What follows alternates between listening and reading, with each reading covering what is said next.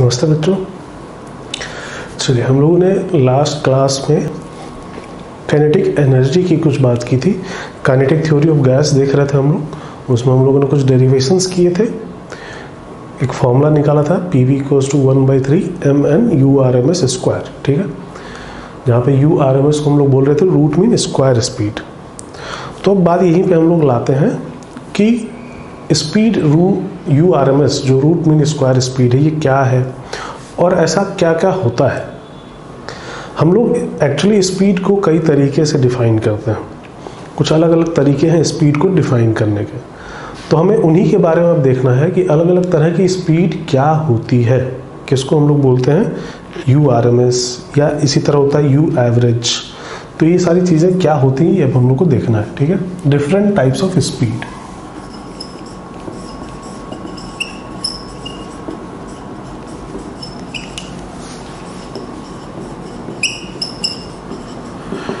Different types of speeds.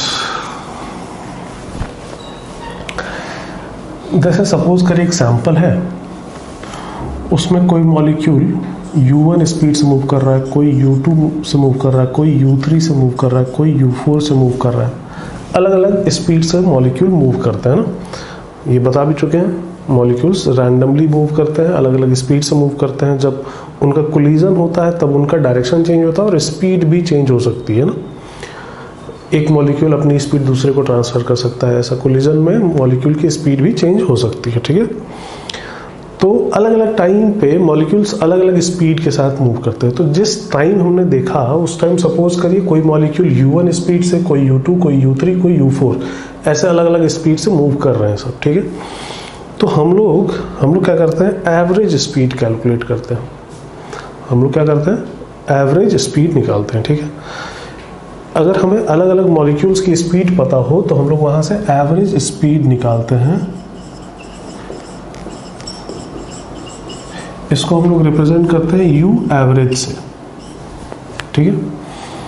ये क्या है, सिंपली अरिथमेटिक मीन होगा। ये जो अलग अलग स्पीड्स है मॉलिक्यूल की, इन सब का सिंपली अरिथमेटिक मीन होगा। जितने भी इस तरह से मॉलिक्यूल हैं उन सब का अलग अलग स्पीड का अरिथमेटिक मीन ले लिया जाए तो आ जाएगा U एवरेज। U एवरेज क्या हम लोग लिखेंगे, तो U1 + U2 + U3 प्लस इस तरीके से जितने भी है स्पीड अलग अलग अपॉन टोटल नंबर। मान लेते हैं n नंबर ऑफ मॉलिक्यूल्स हैं तो टोटल से डिवाइड कर देंगे, तो इसको हम लोग बोलेंगे U एवरेज, ठीक है। या सपोज करिए ऐसा बोला गया कि U1 स्पीड N1 मॉलिक्यूल्स की है, या U2 स्पीड N2 मॉलिक्यूल्स की है, या ये N3 मॉलिक्यूल्स की है, या ये N4 मॉलिक्यूल्स की है। इस तरीके से अगर बोल दिया गया तो यहाँ पे U एवरेज कैसे निकाला जाएगा, तो यहाँ पे U एवरेज निकालने का तरीका क्या होगा, U1 N1 + U2 N2 + U3 N3, इस तरह सबको ऐड कर देंगे, डिवाइडेड बाय टोटल नंबर कितना हो गया, तो टोटल नंबर हो गया N1 + N2 + N3 plus total number हो गया, ठीक है। इसकी वैल्यू कैलकुलेट करने पे क्या आती है, तो ये हमें याद रखना है। कहाँ से आता है वो हम लोग को नहीं देखना है, ये हमें बस याद रखना है कि इसकी वैल्यू √8RT/πm के बराबर होता है। किसके बराबर होता है, तो √8RT/πm, ठीक है। जहाँ पे कौन सा टर्म क्या है, 8 तो नंबर ही है, R कांस्टेंट है, T उस गैस का टेम्परेचर केल्विन में रखा जाएगा, पाई तो कांस्टेंट ही है, नंबर 1, और m क्या है, तो उस गैस का मॉलिक्यूलर मास है, ठीक है। m उस गैस का मॉलिक्यूलर मास। तो अगर कोई गैस आपको किसी टेम्परेचर पे दे दिया जाए और बोला जाए इसका एवरेज स्पीड निकालिए, तो हम लोग निकाल सकते हैं। जो भी गैस दिया गया उसका मॉलिक्यूलर मास यहाँ रखेंगे और उसका टेम्परेचर यहाँ रखेंगे केल्विन में, तो हमें उसका एवरेज स्पीड मिल जाएगा। हाँ, ध्यान दीजिएगा, मॉलिक्यूलर मास आप SI यूनिट्स में रखिए, kg/मोल में रखिए, ना कि ग्राम में। kg में रखिए तो SI यूनिट में ये भी आएगा, मतलब किस में आएगा, तो मीटर/सेकेंड में, ठीक है। ये kg/मोल में रखेंगे तो ये किस में आएगा, तो मीटर/सेकेंड में। तो ये ध्यान रखना है, टेम्परेचर तो केल्विन में होगा ही, मॉलिक्यूलर मास किस यूनिट में रखना है, तो kg/मोल में, ठीक है। इस बात का ध्यान रखिएगा। चलिए, तो हेडिंग डालिए वहाँ पे डिफरेंट टाइप्स ऑफ स्पीड, और पहला लिखिए एवरेज स्पीड। फर्स्ट है एवरेज स्पीड, और इसमें एक सिंपल सा लाइन हम लोग लिख लेंगे, लिखिए वहाँ पे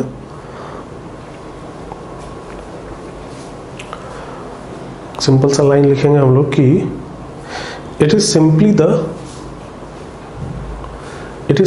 the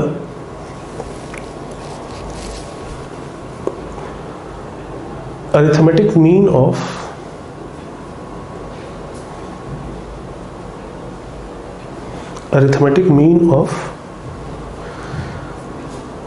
different speeds of gas molecules.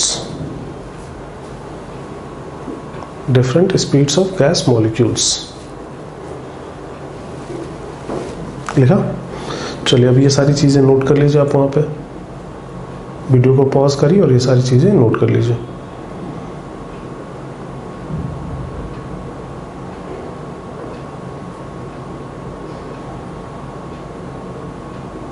Note कर लिया? चलिए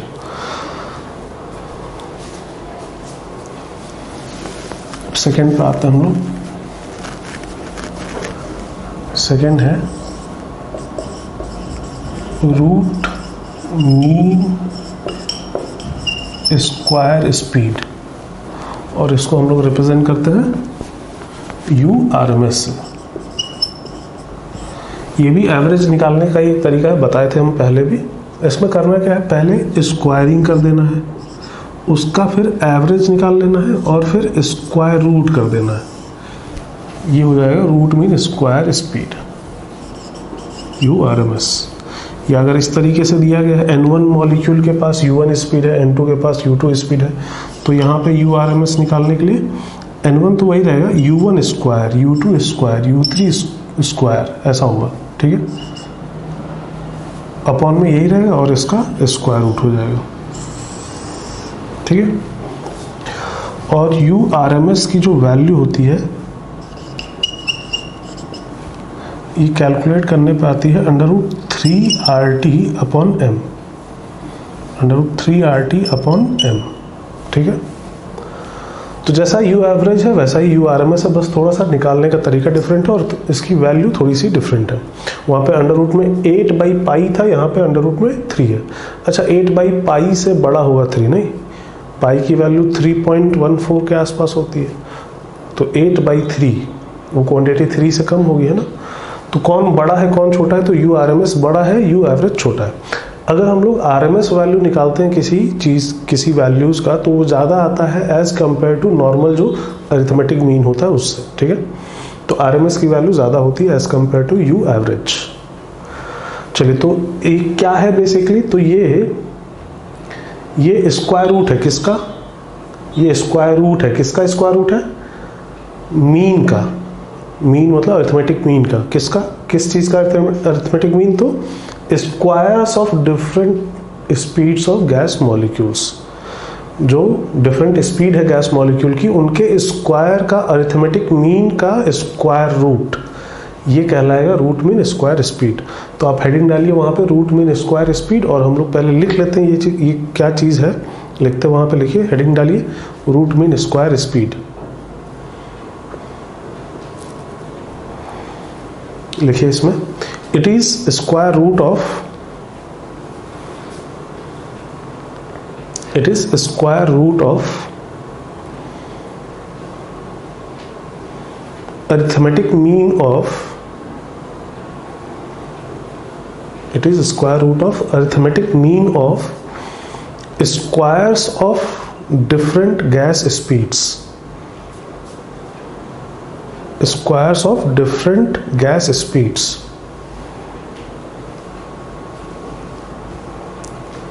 लिखा? चलिए अब ये चीज़ वहाँ पे नोट कर लीजिए।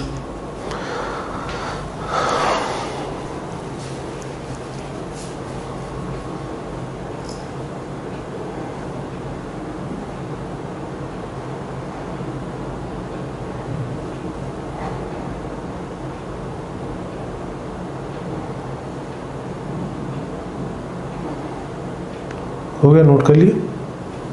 चलिए, ये वैल्यूज याद रखनी है मैंने, √3RT/m, यहाँ पे भी m वही kg पर मोल में होगा, टेम्परेचर केल्विन में होगा। ठीक है, U एवरेज की वैल्यू √8RT/πm और U RMS की वैल्यू √3RT/m। ठीक है ना, ये याद रखना है हमें।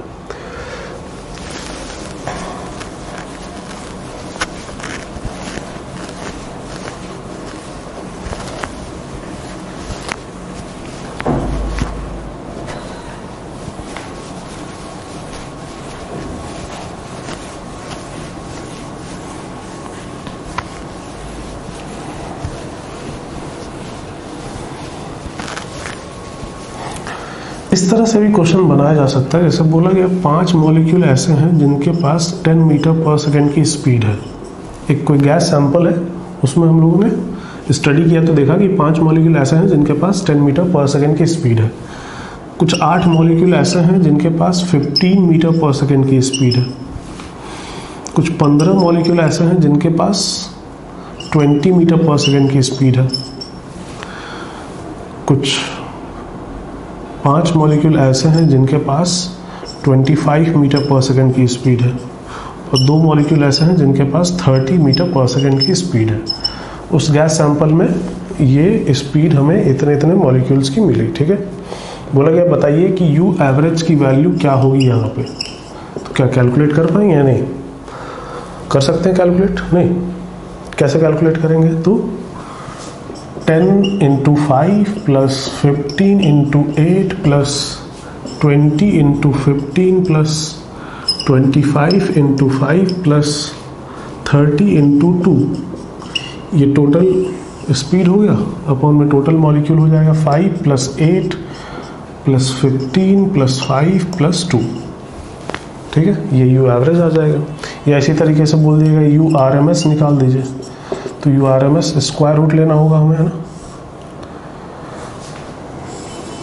N1 U1 स्क्वायर, N1 है 5 इंटू 10 का square plus N2 into U2 square तो 15 का square plus N3 into U3 square. इस तरह करेंगे। अपॉन में N1 plus N2 plus N3 तो 5 प्लस 8 प्लस 15, इस तरीके से चलेगा ये। ठीक है ना, समझ में आ रही बात? तो इस तरीके से भी दिया जा सकता है क्वेश्चन, बट मोस्टली इस तरीके से नहीं आता है। मोस्टली जैसे ऐसा आता है कि ऑक्सीजन गैस है 300 केल्विन पे, इसका URMS कितना होगा बताइए।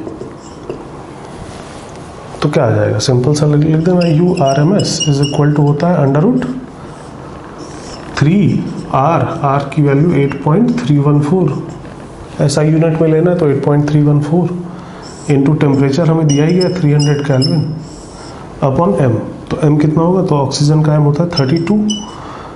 ये ग्राम में होता है, केजी में रखना है तो 10⁻³ कर देंगे। तो ये वैल्यू आ जाएगी किस यूनिट में? तो मीटर पर सेकेंड में। ठीक है, समझ रहे हो बात? चलिए, इस तरीके के क्वेश्चन बनाया जाता है। अच्छा, यहाँ पे ऐसा बोला गया, ये जो हमें दिया गया था डाटा, इसमें बोला गया कि बताइए कौन सी ऐसी स्पीड है जो सबसे ज्यादा फ्रैक्शन ऑफ मॉलिक्यूल्स के पास है इस सैंपल में। क्वेश्चन समझ रहे हैं ना? कौन सी ऐसी स्पीड है जो सबसे ज्यादा फ्रैक्शन ऑफ मॉलिक्यूल्स के पास है इस सैंपल में। तो कौन सी ऐसी स्पीड है जो सबसे ज्यादा फ्रैक्शन? ये 5 मॉलिक्यूल के पास ये स्पीड है, 8 के पास ये, 15 के पास ये, 5 के पास ये, 2 के पास ये। तो सबसे ज्यादा मॉलिक्यूल्स के पास ये वाली स्पीड है।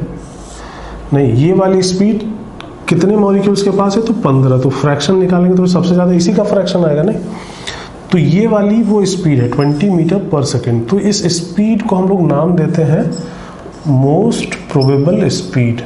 इसको क्या नाम दिया जाता है? Most probable speed. Most probable speed का मतलब क्या हुआ? वो स्पीड जो किसी गैस सैंपल में मैक्सिमम फ्रैक्शन ऑफ मॉलिक्यूल्स के पास हो। जो सबसे ज्यादा फ्रैक्शन ऑफ मॉलिक्यूल्स जिस स्पीड को पसेस करते हैं वो कहलाता है मोस्ट प्रोबेबल स्पीड। समझ रहे बात? किसी गैस सैंपल में मैक्सिमम फ्रैक्शन ऑफ मॉलिक्यूल्स के पास जो स्पीड होती है वही कहलाती है मोस्ट प्रोबेबल स्पीड। चलिए, तो इसको भी लिखते हैं। हम लोग का थर्ड स्पीड है most probable speed.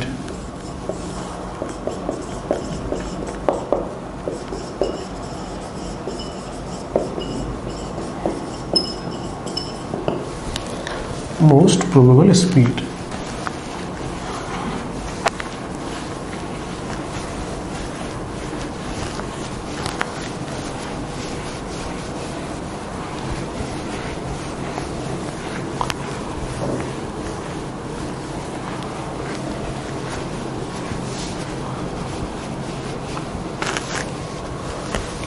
Most probable speed को हम लोग रिप्रेजेंट करते हैं UMP से। लिखते हैं पहले, इसमें लिखिए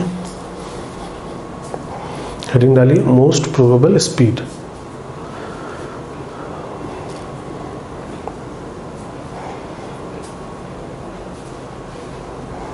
लिखिए इसमें it is the speed, it is the speed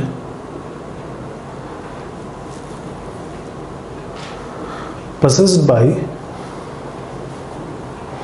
it is the speed possessed by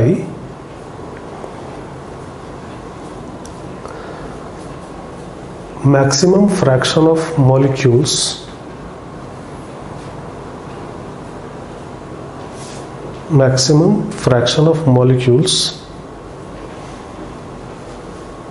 in a gas sample।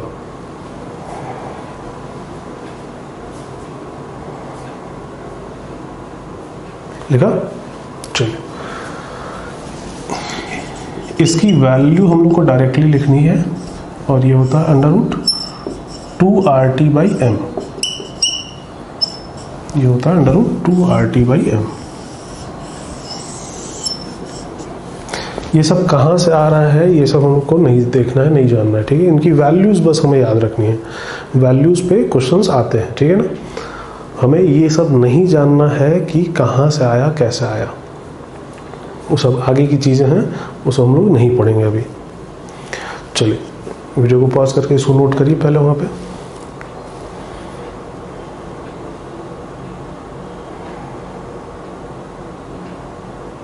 Note कर लिया?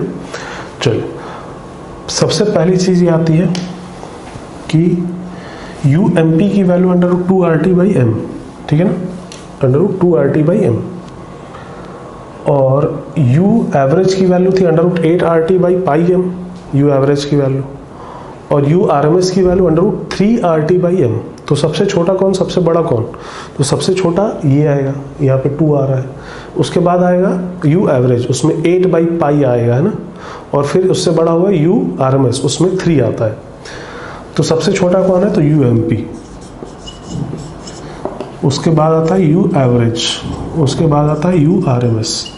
तो किसी एक गैस के लिए सेम टेम्परेचर पे, सुन रहे हैं ना, किसी एक गैस के लिए, अलग अलग गैसेस की बात नहीं हो रही, किसी एक गैस के लिए सेम टेम्परेचर पे इन तीनों का अगर रेशो लिया जाए तो ये रेशो आएगा, अगर सेम टेम्परेचर और सेम गैस है तो R, T और M ये कैंसिल हो जाएगा, ये बचेगा क्या?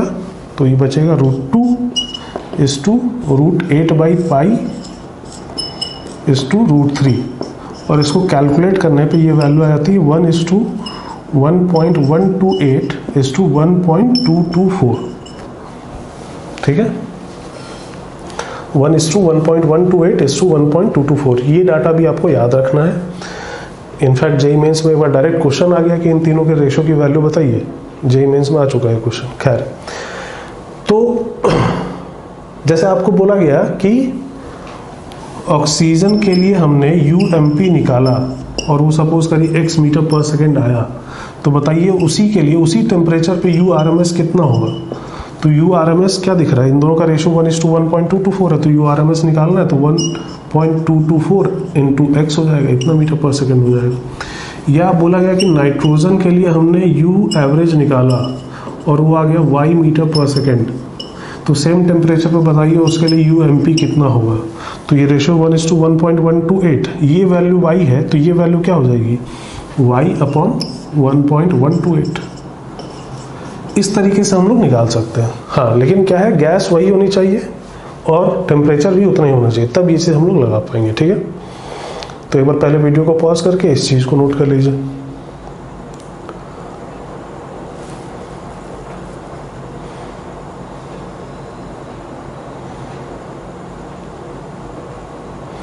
नोट कर लिया? चलिए ऐसे क्वेश्चन बनाए जा सकते हैं कि ऑक्सीजन का 300 केल्विन पे U RMS x है, तो बताइए नाइट्रोजन का 400 केल्विन पे UMP कितना होगा इन टर्म्स ऑफ x के टर्म्स में UMP की वैल्यू निकालनी है। अगर इसका U RMS x है तो इस टेम्परेचर इसके लिए, तो x इज इक्वल टू क्या लिखा जाएगा? ये URMS है ना, तो 3RT अपॉन m कितना है इसका, तो 32 इंटू 10⁻⁻3, ठीक है। अब हमें UMP निकालना है इसके लिए, तो UMP इज इक्वल टू क्या हो जाएगा, √2RT, इसका T कितना है, तो 400 केल्विन, अपॉन में इसके लिए मॉलिक्यूलर मास कितना है, तो 28 इंटू 10⁻⁻3। अब इन दोनों को डिवाइड कर दीजिए, यहाँ से UMP x के टर्म्स में आ जाएगा, R कैंसिल हो जाएगा, 10⁻³ कैंसिल हो जाएगा, बाकी कैलकुलेशन करना है तो UMP की वैल्यू x के टर्म्स में आ जाएगी। इस तरीके के क्वेश्चन बनाए जाते हैं ना, तो इसी तरीके के क्वेश्चंस यहाँ पे बनते हैं। इसको नोट करना है तो वीडियो को पॉज करके इसको नोट कर लीजिए।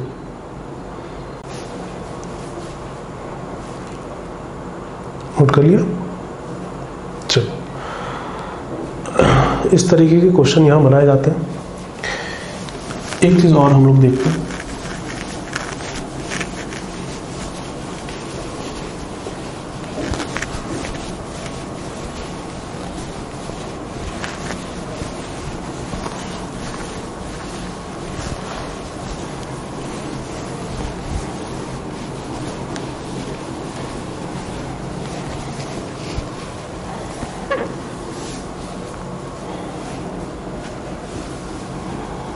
ऐसे बोला गया, calculate de Broglie wavelength of hydrogen molecule, de Broglie wavelength of hydrogen molecule eight 400 kelvin. Bracket में लिखा गया है यूज URMS,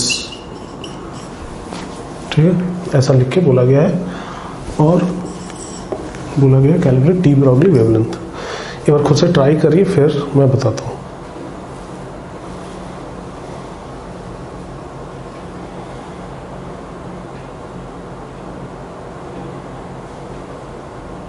आगे डी ब्रॉगली वेवलेंथ अगर याद हो तो लैम्डा इज इक्वल टू हम लोग लिखते थे H अपॉन mv, लिखते थे ना, ऐसा एटॉमिक स्ट्रक्चर में पढ़े थे हम लोग। तो हमें H तो पता ही है, मास हाइड्रोजन मॉलिक्यूल का निकाल ही लेंगे, और ये स्पीड है उसकी, तो स्पीड कौन क्या रखा जाए, तो उसके लिए बताया गया है यूज URMS, मतलब यहाँ पे उसकी स्पीड कुछ ना कुछ होगी। क्या होगी ये तो हम लोग एग्जैक्टली बता ही नहीं सकते, क्योंकि अलग अलग स्पीड से मॉलिक्यूल मूव करते हैं, तो ऑन एन एवरेज किस स्पीड से मूव करेंगे उसकी बात कर लेते हैं।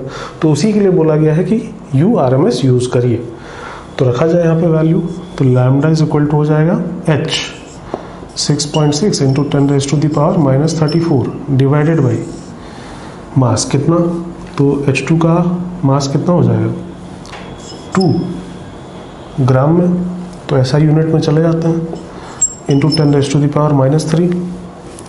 लेकिन ध्यान दीजिए ये जो मास आपने रखा है ये उसका मॉलिक्यूलर मास है, 1 मोल का मास है वो, है ना।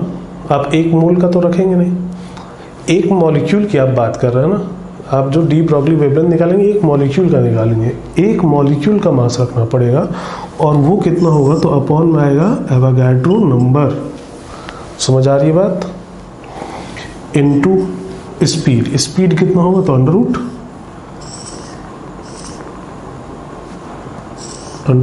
URMS यूज करना है, तो 3 into R into temperature, temperature कितना दिया गया है 400 अपॉन m मॉलिक्यूलर मास कितना है, तो 2 इंटू 10⁻⁻3।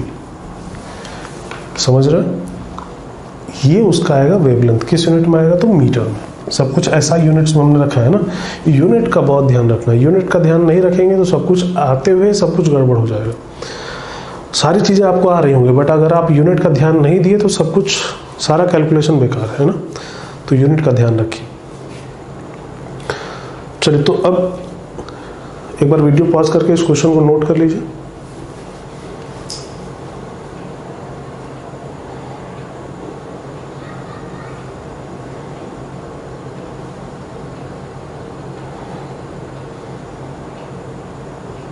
नोट कर लिया, चलिए। एक क्वेश्चन एटॉमिक स्ट्रक्चर में दिया गया था, छोड़े थे उस टाइम हम लोग वहाँ पे, बोले थे आगे करेंगे बाद में करेंगे, उसको करते हैं हम लोग। जेई एडवांस का क्वेश्चन था, वो पूछा हुआ था। पूछा गया है जेईई एडवांस में।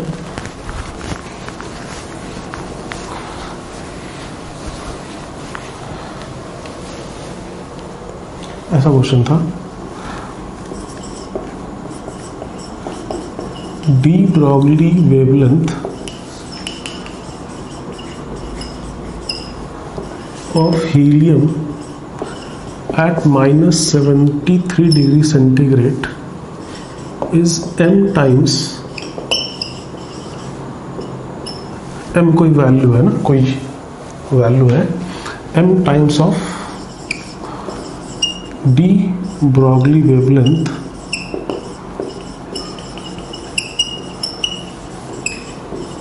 of neon at 727 degree centigrade. Calculate value of m.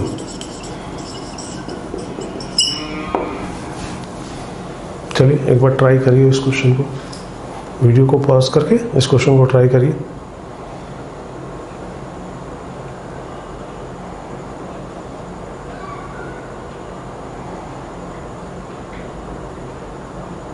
हो गया, ट्राई किया? चलिए मैं बताता हूँ। हमें बोला गया है कि हीलियम का जो डी ब्रॉगली वेवलेंथ है -73 डिग्री सेंटीग्रेड पे, वो नियॉन के डी ब्रॉगली वेवलेंथ जो 727 डिग्री सेंटीग्रेड पे है उसका m टाइम्स है। मतलब इन दोनों का रेशियो अगर लेंगे तो m आएगा, नहीं यही तो मतलब हुआ, m टाइम्स है, मतलब इसका और इसका डी ब्रॉगली वेवलेंथ का अगर रेशियो ले लिया जाए तो वो m की वैल्यू होगी। तो वही m हमें कैलकुलेट करना है कितना है। मतलब हमें ये दिया गया है कि lambda of helium upon lambda of neon, इसकी वैल्यू है m, नहीं तभी तो ये इसका m टाइम्स हुआ। ठीक है, चलिए लैम्डा ऑफ हीलियम क्या लिखेंगे आप, तो आप लिखेंगे h तो कांस्टेंट है, upon mass of helium into speed of helium divided by lambda of neon क्या लिखा जाएगा, तो h upon mass of neon into speed of neon, ऐसा आएगा ना। तो क्या दिख रहा है, h और h कैंसिल हो गया, मतलब ये बचा क्या बेसिकली, m की वैल्यू किसके बराबर बची, मास ऑफ नियॉन ऊपर आ जाएगा नहीं, और स्पीड ऑफ नियॉन भी ऊपर आ जाएगा, डिवाइडेड बाय क्या हो जाएगा, mass of helium into speed of helium, ऐसा हो जाएगा ना। चलिए रखा जाए, तो m यहाँ से क्या आएगा, मास ऑफ नियॉन कितना होता है, 20 होता है इसका मॉलिक्यूलर मास, नहीं तो 20 इंटू 10⁻³ इंटू स्पीड। अब स्पीड कौन सा यूज करें, यहाँ तो कुछ बताया भी नहीं गया है, RMS या एवरेज या MP, तो स्पीड एवरेज या RMS ही यूज करेंगे। हाँ लेकिन बात ये जो इसके लिए यूज करेंगे वही इसके लिए, ऐसा नहीं कि इसके लिए RMS और इसके लिए एवरेज कर दे रहे, नहीं। अगर RMS करेंगे तो दोनों के लिए RMS करेंगे, अगर एवरेज करेंगे तो दोनों के लिए एवरेज ही करेंगे। ठीक है, तो कोई भी एक ले लेते हैं, जैसे RMS ही ले लेते हैं, तो √3RT, तो ये ऊपर लिख रहे हैं हम लोग नियॉन के लिए, तो नियॉन का टेम्परेचर कितना है, 727 डिग्री सेंटीग्रेड है, तो केल्विन में कितना हो जाएगा, तो 273 ऐड कर देंगे, मतलब 1000 आ जाएगा, नहीं 1000 डिवाइडेड बाई मास, मतलब मॉलिक्यूलर मास, नियॉन का कितना होता है, तो 20 इंटू 10⁻³ ये हो गया स्पीड नियॉन का, divided by mass of helium, helium का मॉलिक्यूलर मास है 4 इंटू 10⁻³ इंटू अंडर रूट में क्या आएगा, तो अंडर रूट में आएगा 3R, और टेम्परेचर कितना है इसका, -73 डिग्री सेंटीग्रेड में, तो केल्विन में प्लस 273 करेंगे तो 200 बचा रहेगा, डिवाइडेड बाई इसका मॉलिक्यूलर मास है 4 इंटू 10⁻³ ठीक बात। तो कैंसिल क्या हुआ, तो पहले तो ये कैंसिल हुआ, ये 5 बचा यहाँ पे, ठीक है, ये कैंसिल हो गया, ठीक है ना, ये 3R कैंसिल हो गया, 1000/20 मतलब ये कितना बचा, 100/2 50 बचा, और 200/4 ये भी क्या बचा, 50 बचा, तो ये भी तो कैंसिल हो गया, मतलब क्या बच रहा है, सिर्फ 5 बच रहा है, मतलब m की वैल्यू किसके बराबर आ गई, 5। ठीक है, चलिए, तो ये क्वेश्चन आया था एडवांस में, कुछ बहुत खास क्वेश्चन नहीं है, हम लोगों ने थोड़ा लंबा लिखा है। अगर आप थोड़ा ध्यान देते, थोड़ा सोचते तो दिख रहा होता आपको कि बहुत सारी चीज़ें कैंसिल होने वाली हैं। यहाँ आप 20 × 10⁻³ नहीं भी लिखते तो भी आता आंसर, नहीं 20 और यहाँ 4 लिख के छोड़ देते, 3r कैंसिल होना ही था। बहुत सारी चीज़ें हमें कैंसिल होती हुई दिखाई दे रही थी पहले से, बट मैंने पूरा एक्सप्लेन करते हुए सॉल्व किया है, पूरा डिटेल्ड सॉल्यूशन है। तो आंसर इसका 5 आएगा। ठीक है, चलिए वीडियो को पॉज करके इसको भी नोट कर लीजिए।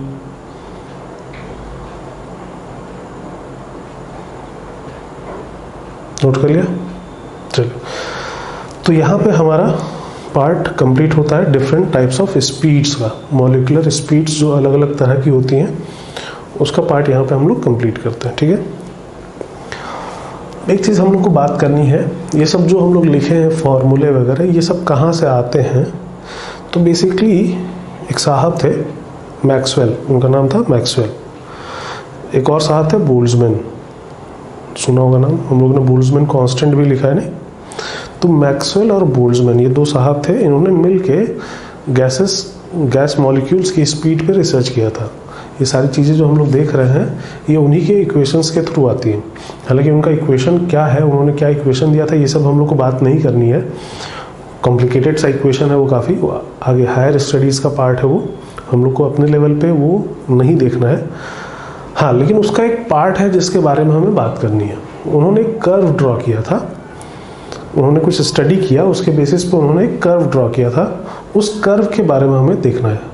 उसको हम लोग बोलते हैं मैक्सवेल डिस्ट्रीब्यूशन कर्व या मैक्सवेल बोल्ट्जमैन डिस्ट्रीब्यूशन कर्व, ऐसा बोला जाता है। जो डिस्ट्रीब्यूशन होता है मॉलिक्यूलर स्पीड्स का, मतलब स्पीड क्या होता है, बहुत कम से बहुत ज़्यादा होता है। किसी कंटेनर में अगर गैस सैंपल रखेंगे तो हर एक तरह की स्पीड हमें वहाँ देखने को मिलती है। बहुत कम स्पीड के साथ भी मॉलिक्यूल्स मूव करते हैं, ठीक ठाक स्पीड के साथ भी करते हैं, बहुत ज़्यादा स्पीड के साथ भी मॉलिक्यूल्स मूव करते हैं।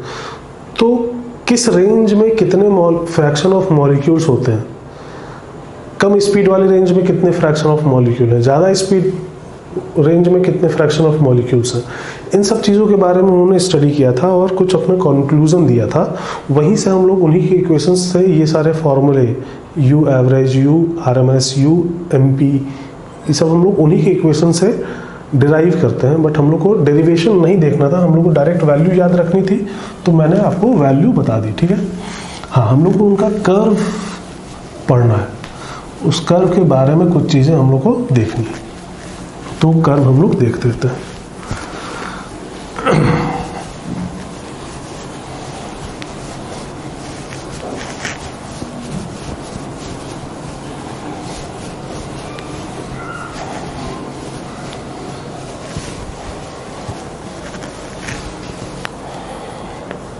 उस कर्व का नाम होता है मैक्सवेल डिस्ट्रीब्यूशन कर्व।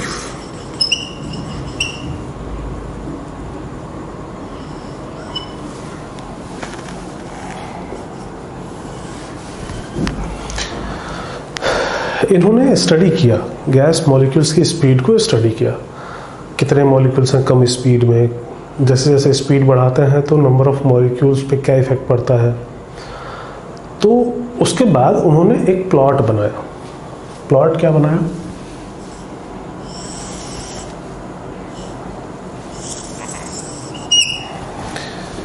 इधर उन्होंने रखा फ्रैक्शन ऑफ मॉलिक्यूल्स को,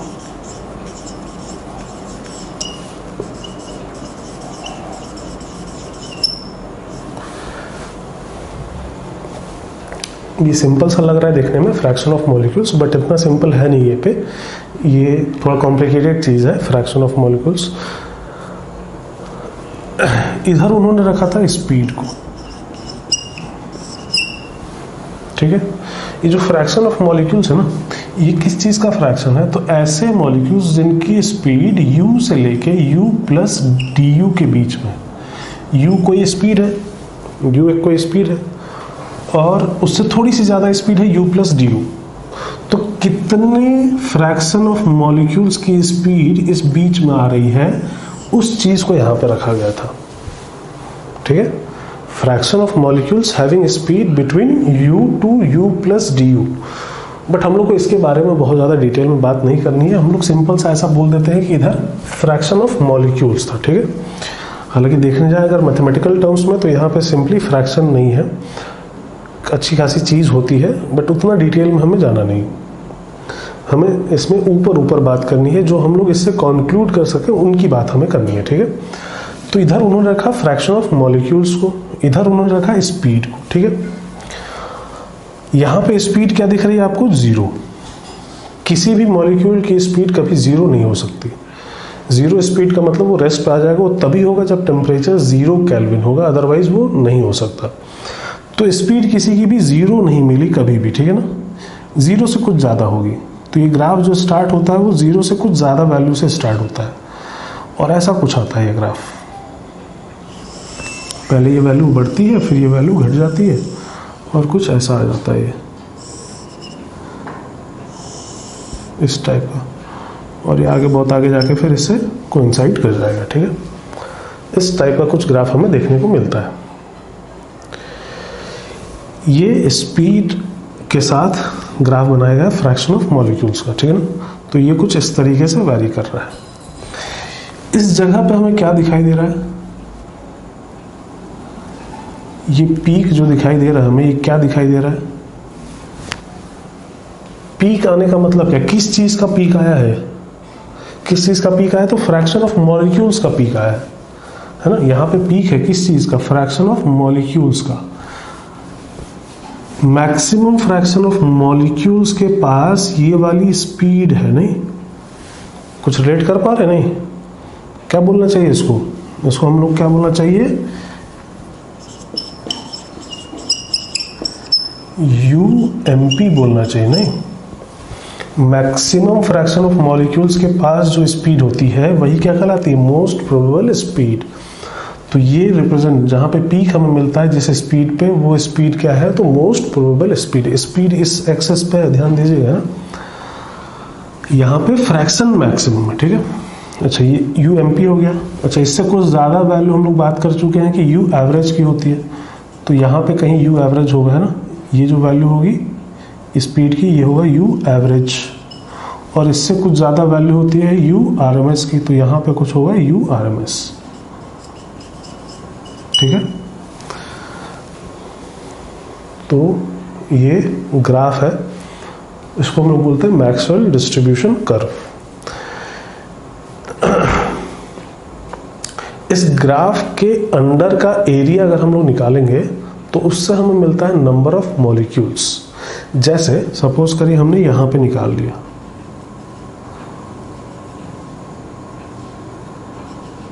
ये कुछ स्पीड है U1 और ये कुछ स्पीड है U2। तो इसके अंडर का अगर ये एरिया निकालेंगे हम लोग तो ये हमें क्या बताएगा? ये area number of molecules having speed between U1 to U2।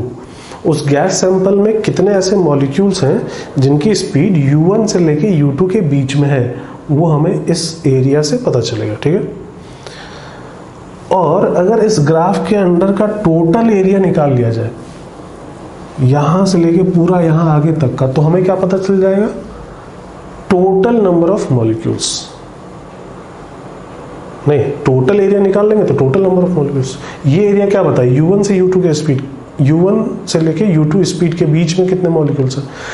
यहां से लेके यहां तक का पूरा एरिया निकाल लेंगे तो पूरा स्पीड कवर हो जाएगा, तो टोटल मॉलिक्यूल्स आ जाएंगे, है ना। तो इस ग्राफ के अंदर का टोटल एरिया हमें बताता है total number of molecules. Area under the graph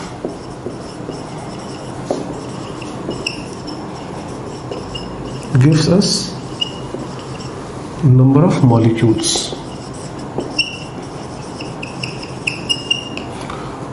Total area under the graph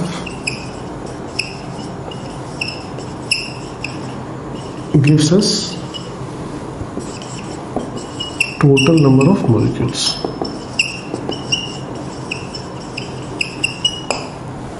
समझ आ रहा है? चलिए, तो पहले एक काम करिए, ये हेडिंग डालिए और वीडियो को पॉज करके इस ग्राफ को ड्रॉ करिए और वो चीज़ लिख लीजिए। ये सब शो करिएगा, UMP, U average, U RMS, speed, fraction of molecules, और वो चीज़ लिख लीजिए, है ना। उसके बाद फिर इस पर आगे बात करते हैं। ड्रॉ कर लिया इसको। चलो, ये जो ग्राफ हम लोगों ने देखा, ये ग्राफ किसी एक पर्टिकुलर टेम्परेचर पे बनाया गया है, किसी एक गैस के लिए, है ना, किसी एक पर्टिकुलर गैस एक्स के लिए टेम्परेचर टी पे बनाया गया, ठीक है। अब अगर हम लोग टेम्परेचर को वैरी करें तो ये ग्राफ चेंज हो जाएगा। नहीं, टेम्परेचर वैरी करने से U R M S change हो जाएगा, यू एवरेज चेंज हो जाएगा। क्या चीज़ कांस्टेंट रहती है टेम्परेचर चेंज करने से? तो काइनेटिक एनर्जी, सॉरी गड़बड़ में बोल दिया। टेम्परेचर चेंज करेंगे तो काइनेटिक एनर्जी भी चेंज होगी। फिर से एक बार, टेम्परेचर चेंज करने से काइनेटिक एनर्जी चेंज होगी, टेम्परेचर चेंज करने से यू एवरेज चेंज हो जाएगा, नहीं U R M S change हो जाएगा, यू एम पी की वैल्यू चेंज हो जाएगी। हर एक के फॉर्मूले में √3 RT by M, √8 RT by pi M, तो टेम्परेचर का टर्म आ रहा है। टेम्परेचर चेंज करेंगे तो डिस्ट्रीब्यूशन चेंज हो जाता है। कैसा हो जाता है डिस्ट्रीब्यूशन, इसकी भी बात कर लेते हैं। जैसे ये जो ग्राफ बनाया गया है, ये मान लेते हैं टेम्परेचर T1 पे बनाया गया है।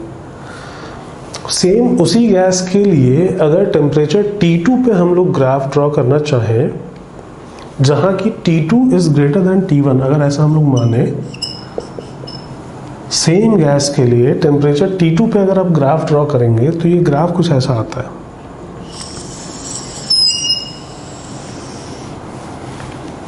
ठीक है,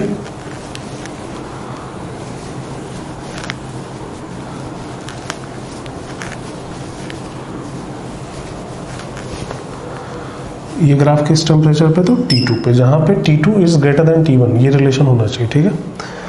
अगर लोअर टेम्परेचर है तो ग्राफ कुछ ऐसा जाएगा, अगर टेम्परेचर बढ़ा दे तो ग्राफ कुछ ऐसा जाता है।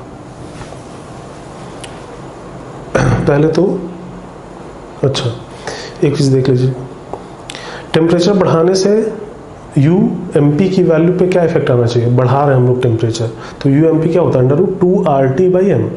बाकी सब चीज़ वही है, बस हमने टेम्परेचर बढ़ा दिया, तो टेम्परेचर बढ़ाने से यू एम पी की वैल्यू बढ़ेगी। न्यूमरेटर में है टेम्परेचर, है ना, तो क्या दिख रहा है? यू एम पी की वैल्यू बढ़ी या नहीं बढ़ी?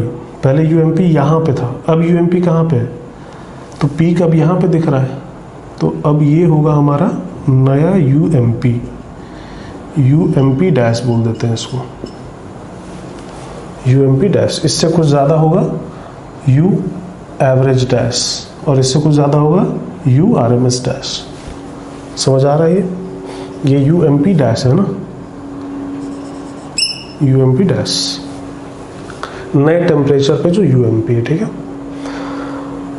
टेम्परेचर बढ़ाने से यू एम पी की वैल्यू बढ़ गई, यू एवरेज भी बढ़ जाएगा, यू आर एम एस भी बढ़ जाएगा, बढ़ना भी चाहिए। हाँ, क्या घटा, कम क्या हो गया? तो कम हमें ये चीज दिखाई दे रही है, कम होते हुए ये चीज दिखाई दे रही है। क्या चीज? पीक। पीक मतलब किस चीज का? तो फ्रैक्शन ऑफ मॉलिक्यूल्स का। फ्रैक्शन ऑफ मॉलिक्यूल्स कम हो गए जिनके पास वो स्पीड है, वो फ्रैक्शन की वैल्यू कम हो जा रही है। पहले ज्यादा फ्रैक्शन ऑफ मॉलिक्यूल इस स्पीड से मूव कर रहे थे, एक स्पीड से, अब कम फ्रैक्शन ऑफ मॉलिक्यूल एक स्पीड से मूव कर रहे हैं। होता क्या है, टेम्परेचर बढ़ाने से डिस्ट्रीब्यूशन और रैंडम हो जाता है, डिस्ट्रीब्यूशन और ज़्यादा हो जाता है। पहले क्या है, ज़्यादा मॉलिक्यूल सेम स्पीड से मूव करता है, अब क्या है, कम मॉलिक्यूल सेम स्पीड से मूव करता है, वो रेंज बड़ा हो जाता है। पहले रेंज क्या था, ग्राफ कॉन्ट्रैक्ट हो गया इतने में ही, अब क्या, ग्राफ यहाँ जाके कॉन्ट्रैक्ट हो रहा है, तो डिस्ट्रीब्यूशन और ज़्यादा रैंडम हो गया, अब कम मॉलिक्यूल सेम स्पीड से मूव करते हैं। पहले टेम्परेचर जब कम था तो ज़्यादा मॉलिक्यूल सेम स्पीड से मूव कर रहे थे, इसलिए वो पीक भी ज़्यादा आया था, फ्रैक्शन ज़्यादा आया था। अब फ्रैक्शन कम आ रहा है, यू एम पी तो बढ़ा, मोस्ट प्रोबेबल स्पीड तो बढ़ी, बट फ्रैक्शन ऑफ मॉलिक्यूल्स जिनके पास मोस्ट प्रोबेबल स्पीड है, वो फ्रैक्शन कम हो गया। उस स्पीड को प्रोसेस करने वाले फ्रैक्शन ऑफ मॉलिक्यूल्स पहले से कम हो जाते हैं। और क्या चीज़ है कि टेम्परेचर बढ़ाने से अगर लोअर इधर स्पीड की बात करें तो इधर लोअर स्पीड है, इधर हायर स्पीड है, ठीक है। तो लोअर स्पीड रेंज में मॉलिक्यूल्स की अगर बात करें तो जैसे ये लोअर स्पीड रेंज में है U1 से लेके U2 के बीच में, तो लोअर स्पीड रेंज में अगर ये एरिया निकालेंगे तो इस कर्व के अंडर का एरिया T1 टेम्परेचर वाले का, तो लोअर स्पीड रेंज में पहले इतने मॉलिक्यूल थे, ये जो एरिया आप देख रहे हैं ना। अब हायर टेम्परेचर पे अगर T2 पे चले जाते हैं तो U1 से U2 स्पीड के बीच में ही अब पहले से कम मॉलिक्यूल्स हो गए, एरिया कम हो गया नहीं, तो नंबर ऑफ मॉलिक्यूल्स कम हो गए। तो लोअर स्पीड रेंज में नंबर ऑफ मॉलिक्यूल्स घट जाते हैं। वही अगर हायर स्पीड रेंज, जैसे ये U1 से U2 इधर हायर स्पीड रेंज में है, तो पहले इतने मॉलिक्यूल्स थे, अब क्या है, अब नंबर ऑफ मॉलिक्यूल्स पहले के कंपैरिजन में ज़्यादा हो गए, एरिया बढ़ गया। तो लोअर स्पीड रेंज में मॉलिक्यूल्स घट जाते हैं, हायर स्पीड रेंज में मॉलिक्यूल्स बढ़ जाते हैं। और on an average kinetic energy तो सबकी बढ़ रही है, टेम्परेचर बढ़ेगा तो काइनेटिक एनर्जी बढ़ेगी। ऑन एन एवरेज की बात कर रहे हैं, on an average kinetic energy बढ़ रही है, on an average her molecule की स्पीड बढ़ रही है, ठीक है ना। लोअर स्पीड रेंज में मॉलिक्यूल्स कम हो गए, हायर स्पीड रेंज में मॉलिक्यूल्स ज़्यादा हो गए। हाँ, लेकिन एक चीज़ है कि दोनों ग्राफ के अंदर का अगर टोटल एरिया निकाला जाए तो वो सेम होना चाहिए। नहीं, क्यों सेम होना चाहिए? क्योंकि टोटल एरिया हमें क्या बता रहा था, क्या बोल रहे थे, total area gives us total number of molecules. तो अगर आप टेम्परेचर चेंज करेंगे तो टोटल नंबर ऑफ मॉलिक्यूल्स तो चेंज हो नहीं जाएगा ना, टोटल नंबर ऑफ मॉलिक्यूल्स तो वही रहेगा।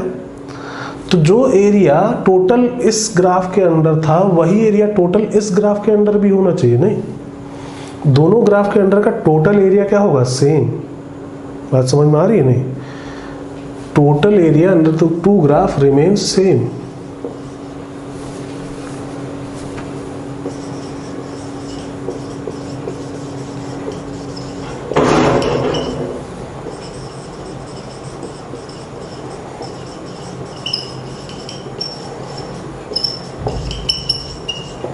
ठीक है, चलिए तो एक पहले आप नया ग्राफ ड्रॉ करिए जिसमें ये चीज़ ड्रॉ करेंगे। सेम उसी में मत कर दीजिएगा जैसे मैंने किया है, आप एक नया ग्राफ ड्रॉ करेंगे जिसमें इस चीज़ को शो करेंगे। ठीक है, ड्रॉ करिए इसको और वो चीज़ लिखिए।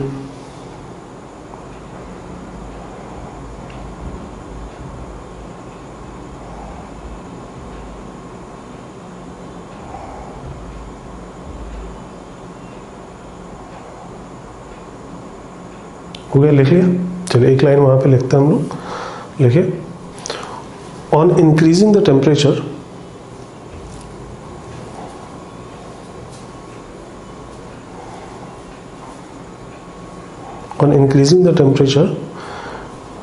distribution becomes more random.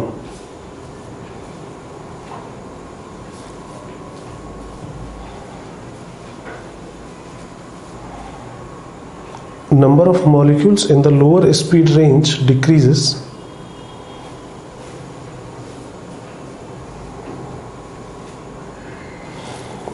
and in the higher speed range increases.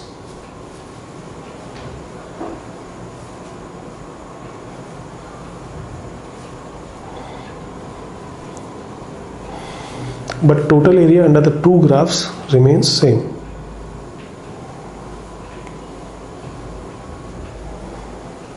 But total area under the two graph remains same.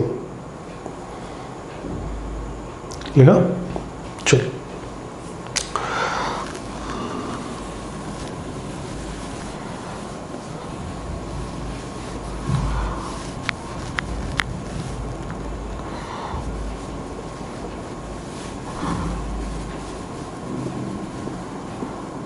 ये हो गया टेम्परेचर के साथ वेरिएशन। ठीक है, अब ऐसा मानते हैं कि दोनों ग्राफ सेम टेम्परेचर T पे बनाए गए, बट एक ग्राफ O2 के लिए है और एक ग्राफ SO2 के लिए है। सेम टेम्परेचर पे दोनों ग्राफ बनाए गए हैं, ये ग्राफ 1 है और ये ग्राफ 2 है। ठीक है, तो कौन सा ग्राफ किसके लिए होगा, कौन सा O2 के लिए होगा, कौन सा SO2 के लिए होगा, ये बताना है। टेम्परेचर दोनों का सेम है, एक बार सोचिए और बताइए। बता सकते हैं हम लोग, है ना, ग्राफ से बता सकते हैं, बताइए।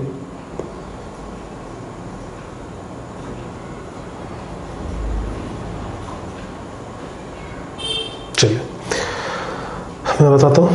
जैसे ये वैल्यू दिख रही है UMP की इन ग्राफ 1, ठीक है, और ये वैल्यू दिख रही है UMP की इन ग्राफ 2। ये ग्राफ 1 में, ये ग्राफ 2 में, ठीक है। ऑब्वियसली यहाँ से देख के हमें पता चल रहा है कि UMP2 की वैल्यू UMP1 से ज़्यादा है। UMP2 की वैल्यू ज़्यादा है UMP1 से। किसका UMP ज़्यादा होगा? तो UMP होता क्या है? √2RT/m। 2 और R तो कांस्टेंट वैल्यू है। टेम्परेचर बोला गया है कि दोनों के लिए सेम है, तो जिसका m ज़्यादा होगा उसके लिए ये कम होगा। सिंपल से दिख रहा नहीं? m जिसका ज़्यादा उसके लिए ये कम। ये किसका ज़्यादा है? तो SO2 का ज़्यादा है। और अगर SO2 का मॉलिक्यूलर मास ज़्यादा है तो उसका UMP कम होना चाहिए। UMP कम किसका होना चाहिए? SO2 का। मतलब पहला वाला ग्राफ किसका होगा? सॉरी, पहला वाला नहीं, अरे उल्टा लिख दिया मैंने यहाँ पे, सॉरी। ये फर्स्ट ग्राफ है, तो फर्स्ट ग्राफ के करस्पॉन्डिंग ये हो जाएगा। ठीक है, हमने इसको फर्स्ट माना है। ठीक है, तो ये UMP1 हो गया, ये हो गया UMP2। हमें क्या दिख रहा है? UMP2 is less than UMP1। ठीक है, अब ठीक है ना? UMP2 is less than UMP1 और UMP लेस किसका होना चाहिए? तो जिसका मॉलिक्यूलर मास ज़्यादा है, मतलब SO2 का। तो UMP2 लेस होना चाहिए। ये किसके लिए होना चाहिए? तो SO2 के लिए। सेकेंड वाला ग्राफ, ये वाला ग्राफ SO2 का होना चाहिए और ऊपर वाला ग्राफ किसका होना चाहिए? O2 के लिए। ठीक है, मतलब ग्राफ ब्रॉड होता चला जाएगा। कब? जब आप मॉलिक्यूलर मास कम करेंगे। मॉलिक्यूलर मास कम करेंगे तो ग्राफ ब्रॉड होगा। SO2 के लिए नीचे वाला है, मॉलिक्यूलर मास कम कर दिया तो ग्राफ ब्रॉड हो गया, सेम टेम्परेचर पे। ठीक है, तो ग्राफ को ब्रॉड करना है तो दो तरीका है। अगर गैस वही रख रहे हैं तो टेम्परेचर बढ़ा दीजिए तो ग्राफ ब्रॉड हो जाएगा, अभी जो हम लोगों ने पिछला देखा। या अगर टेम्परेचर वही रखना है, गैस चेंज कर सकते हैं, तो मॉलिक्यूलर मास घटा दीजिए तो ग्राफ ब्रॉड हो जाएगा। ठीक है, समझ में आ रही बात? तो इसको भी पॉज करके नोट कर लीजिए।